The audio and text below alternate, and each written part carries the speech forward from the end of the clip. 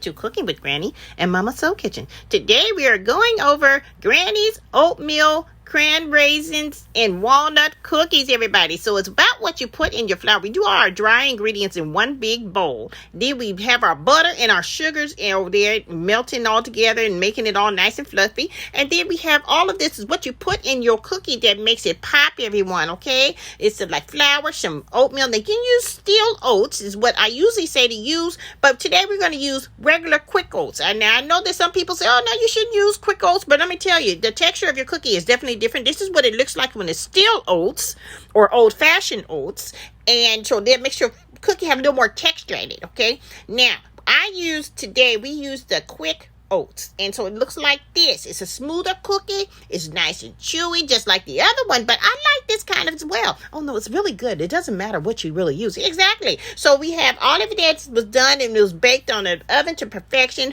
for a good 12 to 14 minutes, and you don't want it to burn. We want to let it cook on a cooling rack, and this is how it is. And I'm telling you, this is one of the best things to have with your cup of coffee in the morning, your tea, or whatever it may be. And my cup right there says, I love my grandma. Thank you, baby. And then look at that chewy cookie. We went on and bit in there. Look at that. It's just juicy and delicious. And make sure you order your cookbook. The recipe is shared in our Just Desserts Child cookbook that's available on Amazon. And make sure you guys hit and like, share, subscribe, and follow us on YouTube.